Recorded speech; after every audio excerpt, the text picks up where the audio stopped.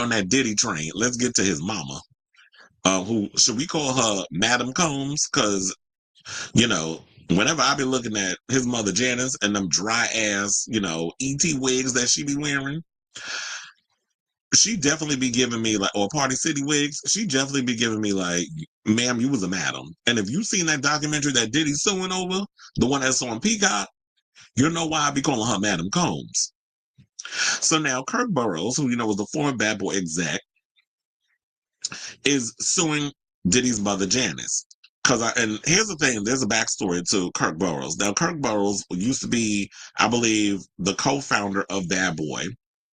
And what happened was Gene Deal spilled some tea, and he's been spilling tea over the years. Gene Deal was like Diddy's security. And Gene Deal used to crap me up because Janice, with her slick ass mouth, she would get mad that everybody would do stuff for her except Gene. And Gene was like, I don't work for you. So you expect me to get bags and stuff to bring in the house or bring wherever you need me to bring. You ask other people. I don't work for you, sis. I am your son's security. You ask somebody else. And that's not being disrespectful. It's like, but if you put money in my pocket, then I'll do what I got to do. It ain't got nothing to do with, oh, you my elder. So therefore, no, because a lot of you old people like to take advantage of that. And it's like, I'm not your employer. Or you don't, yeah, you do not employ me is what I should say. But there was also something that Gene did, or they revealed, they said something other that Diddy, back in the day, actually took a baseball bat and threatened Kirk to sell him his shares of Bad Boy, and Diddy ended up with full ownership. And not only that, he got ownership and gave that piece that was supposed to be Kirk Burrows' piece and gave it to Janice. And if y'all ever noticed when y'all read the liner notes, because back in the day I used to read liner notes of CDs and stuff, and yes, I used to buy a lot of Bad Boy stuff because yes, it was like New York. I was liking a lot of the music. If you ever read the liner notes, y'all ain't never heard Janice sing a lick of a note on anybody's songs. And Justin. Why the fuck were they names in the liner notes as well? They was getting credit of other people's songs.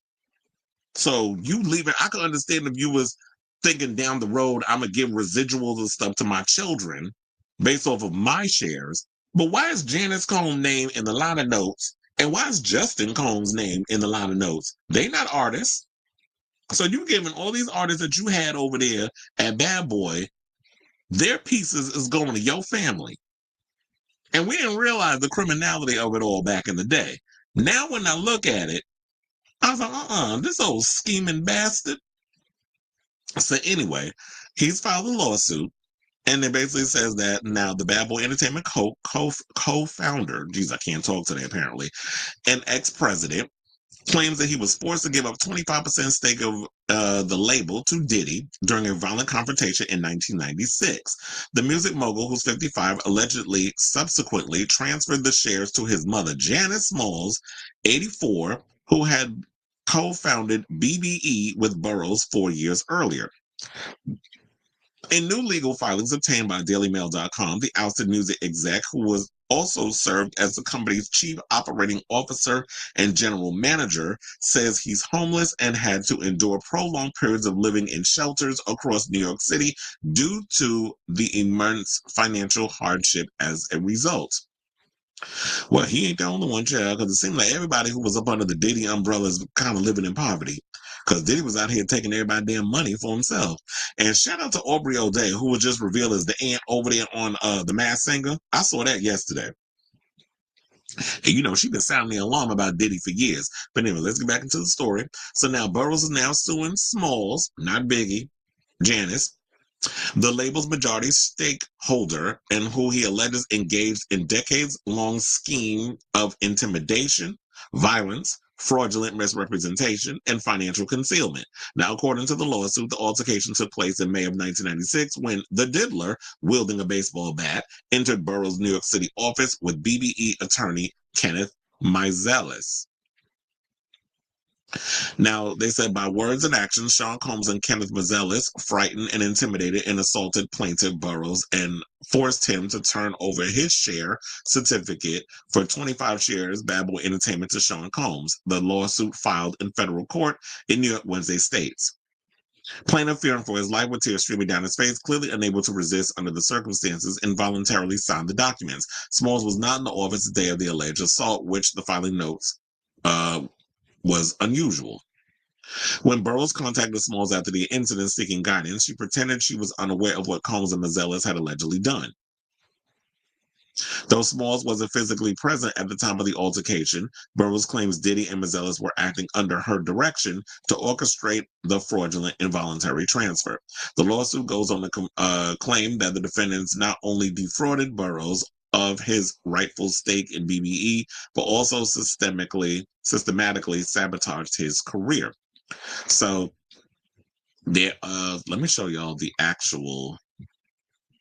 There's the court document right there, where it basically points out that yes, it arrives, says elaborated and calculated scheme executed by defendant Janice Smalls in collusion with Sean Combs, Kenneth Mazelis, Esquire, and others to illegally seize plaintiff Kirk Burroughs' 25% ownership interest in Bad Boy Entertainment Holdings, Inc., BBE, a New York corporation, and his 15% share of BEBE annual earnings, thereby depriving him to access of his equitable financial interests and benefits derived from both plaintiff and defendant's operation of BBE. Now, plaintiff and integral co-founder and executive BBE contributed significant financial investments, industry expertise, and leadership to BBE through his efforts. Plaintiff helped the company evolve from an amateur startup entity to a global music powerhouse. Rather than honoring their contractual obligations, defendants exploited plaintiff's trust by representing key business dealings, minimizing and erasing his pivotal role in BBE's global. So, yeah, it goes on and on and on with a lot of stuff that's going on here. I believe every damn word because, there was no low that this man would stoop in order to have money and power in the industry. They also said that they blocked him from the music industry, blocked business opportunities, and destroyed his professional reputation, ensuring he would remain financially destitute and unable to reclaim what was rightfully his. That's why I know. So if people are wondering why it's taken him so long to come out and say something, it's because of that. It's like Diddy being one of the most powerful people, like he was a millionaire by the time he was 25 years old. So when you have a lot of power and you have a lot of people in the industry, music, fashion, alcohol, all the things wanting to work with you, they're going to go where the money resides. So if I go around and I say, oh, this person is this, and this, don't work with them, you don't think these corporations are going to listen? You think they're going to listen to the person that has been blacklisted? They're going to listen to the one with all the money and the power. Obviously, you go where the money and the power goes. So they ruined this man's reputation, allegedly. And he's sitting right here scrounging. Now he's in a shelter trying to survive, being homeless, while Diddy out here not only eating off of this man's millions, but every other person that was under the Diddy umbrella. By the way, there's more, because I believe Mary J. Blige got caught up in some of this too. So, who, has been, word on the street is she's been horrible on this current tour, by the way. They say her and Mariah Carey need to retire. But that's a whole nother conversation for a whole nother day. So now they said Burroughs says he's owed millions in lost profits, claiming he invested $100K of his own money when Bad Boy Entertainment first launched. He's seeking damages for financial losses, reinstatement of his 25% ownership stake, his 15% annual share, including interest, and a forensics audit of Bad Boy Entertainment's earnings and profits from its inception to the present. The explosive lawsuit adds to the mounting legal woes Diddy faces as he awaits trial on charges of the racketeering and all that other stuff. So we have that, but as I said, there is more to the story. So Burroughs, they said, developed a close personal and business relationship with Combs' family after the two men met in the early 90s, according to the filing. So then it said by then Burroughs was known as a distinguished professional in the music and entertainment industry with decades of experience. Now, recognizing plaintiff's strategic mind and industry expertise, Sean Combs entrusted him with key operational and managerial responsibilities, leading plaintiff to found BBE and established its foundational business framework. The suit also notes that Burroughs is the godfather of Diddy's first child, Justin Combs, now 31, and attended his christening at a church in Harlem, underscoring the deep bond and reliance between the families. In 1992, when Combs was fired by Uptown Records founder Andre Harrell, who I believe is dead, Burroughs claims to have helped him rise out of a deep depression during which he was allegedly plagued by unaliving thoughts. In an interview with Billboard in 1997, Diddy spoke of Burroughs' impactful role in the company, saying Kirk is the one responsible for Bad Boy's success and making it the professional, young, black-run company that it has become. Well, I would say use some of that against him in regards to in your case. That's what I would do. Now, they also said that Burroughs claims that he became a trusted advisor for Janice Smalls, managing her personal and professional affairs, and claims she confided in him about her son and sought out his protection when Combs allegedly abused her. And that was something else that Gene Deal alluded to in the documentary, where he was saying that Diddy was nasty to her. Like, he would cuss her out and all this other stuff. He had to step in and be like, why don't be talking to your mother like that? So if he was verbally abusive, you can only imagine he was putting paws on her. Because if you thinking that he was only putting paws on Cassie, then I don't know what to tell you. Because trustfully, it don't just end with one woman. It had to be learned somewhere. But anyway, let's get back into the tea. So now, he says that he allegedly witnessed Combs's volatile and abusive behavior, including an incident where he physically assaulted his mother. He claims he observed Combs aggressively overpowering Smalls and calling her derogatory slurs. Now, Burroughs told DailyMail.com that following the alleged assault, she then, in my eyes, was a mother doing her best, and she wanted him to calm down. He added, I was caught off guard by the mother title and the sweet mother persona that she gave and the strength of her trying to help her son, who's in a very difficult situation. And at the time, I was 1,000% into helping Sean and making sure he get over this. Today, I have a different view of it. Reps for Smalls and Combs did not immediately respond to DailyMail.com's request for comment. Burroughs, who also managed legendary R&B singer Mary J. Blige while working at Bad Boy Entertainment, claims Combs obstructed his management contract with the singer. Combs engaged in fraudulent financial schemes, inflating Mary J. Blige's expense accounts by charging unauthorized expenses, fabricated service fees, and luxury purchases under false pretense. He also mentions Diddy's apparent fixation with legendary rapper Tupac Shakur, claiming Combs was obsessed with him and would attempt to mimic his style. Mimicking him to the point where allegedly he took his life, according to the recent story that we just did, where Diddy's being accused of yet another SA situation. One of the freak-off freaks, a sex worker, is claiming that he was threatened by the diddler and stated that if you don't comply, I'm going to do you like I did Tupac. I'm paraphrasing, but that's basically what he, in the vein of what he said. But then again, if he actually was out here inflating Mary J. Blige's, pulling financial stunts and overcharging things to her where she would have to pay all that back, and she's running around here calling that man her brother. But since the whole allegations and everything with him, she has grown increasingly silent. Like, she won't even address it. She don't want to deal with it or nothing. So I'm wondering, did he have something over her, or what? Did he make it seem like he was so trusting of her and all of this that she wasn't even aware that he was robbing her blind?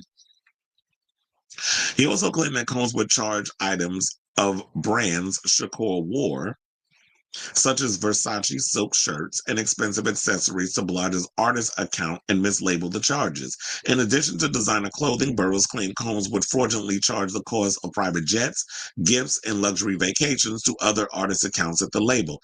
After taking over Blige's management, Burroughs claims he helped the singer stave off bankruptcy and climb out of financial ruin. So, Chella wasn't just Ken Do out here sucking her dry financially. And sidebar, what is this damn wig she be wearing?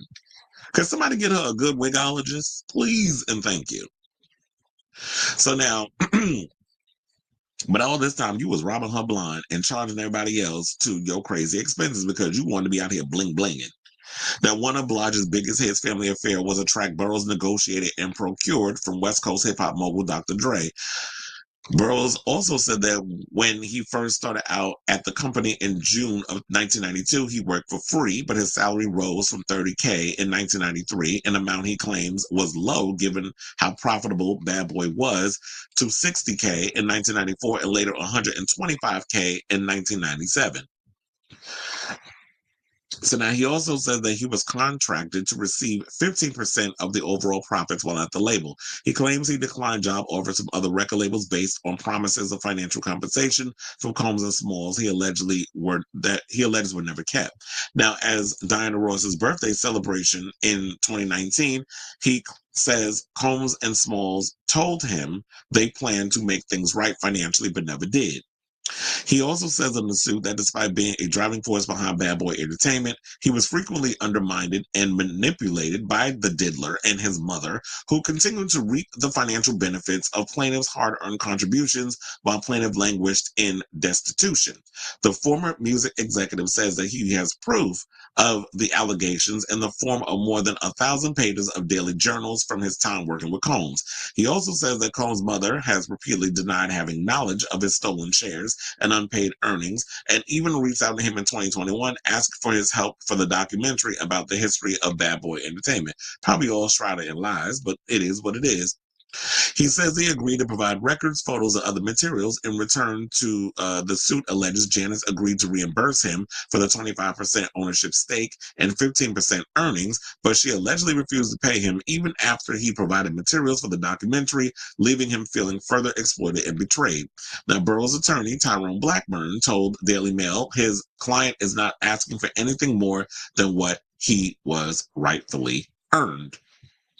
You earn everything. Look at that. Another horrible wig on his damn mother. Whoever's her wig on just need to be smacked.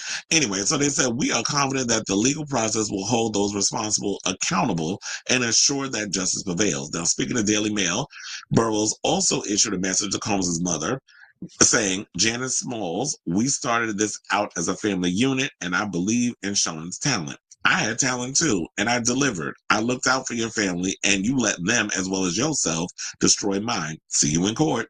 And that's what it seemed like overall, because look, everybody been talking about for years, Diddy was out here ripping off his artists being a damn thief because he had no actual talent. Yeah, he was good at having an ear for certain music and all that, sampling other people's stuff and rejudging it for the 90s and that sort of thing. Like, I'm sure that Berry Gordy made a killing over the amount of samples that Diddy was actually trying to get cleared for a lot of the songs that he was doing over the decades. And so you sitting there cleaning people out, robbing Peter to pay yourself. I would have said rob Peter to pay Paul, but he would be Paul paying himself and that sort of thing. So Diddy out here pulling scams, being a stunt queen, stunts and shows, taking people's shares and giving it to his mother or threatening people like he Suge Knight, trying to hang somebody off a damn balcony to have them sign whatever they want to sign. But you wasn't big and bad like him. You had to use your money and a bat and all this other stuff to get what you needed. So hopefully Kurt gets what he needs to get, because that's been an ongoing story over the years about him with the bat and having to be forced to sell over his shares. Like, that's been an ongoing open secret in the industry. So hopefully he gets what's owed to him, and hopefully down the road everybody else gets what's owed to them. Because remember, if I believe it simply on the fact of when Diddy was out here pulling them stunts about he was loved, and this is before they came after his ass with these allegations, because he thought it was too damn big for his britches, trying to go after them people with that tequila line. Remember that? Because he was trying to get them shares. He was trying to, was tequila or vodka? No, it's vodka. Tequila is George Clooney. They run under the same people with that. So the same brand people are the ones that distribute and all the other stuff is what I'm getting at. But anyway, so in regards to this whole situation, when they was talking about that he was going to give people back their residuals and all that stuff so they could make money off it, and then when they looked at it, there was like, there's like nothing here. Like, we could not make money off of the music that we were supposed to make money back in our prime. If we were to go and sign these papers and stuff, this ain't gonna be worth shit. And then on top of that, the deal was, oh, we sign it, We get these little crumbs, but we can't speak ill of Bad Boy. And Aubrey and a couple of them was like, you can take this and wipe your ass with it because I don't even need it at this point. Like, you literally trying to scam out your people yet again. And Diddy ain't been nothing but, as much as his legacy is what it just goes to show, that he ain't nothing but a damn stunt queen. A butch queen and a stunt queen. So I say all this to say, what do you guys think of this story in regards of the latest on the Diddler and Kirk Burrows, who used to be a part of the whole Bad Boy family, saying that I'm here for what is owed. Pay me what you owe me, bitch, but I have my money. So let me know what you guys think of this story in the comments down below.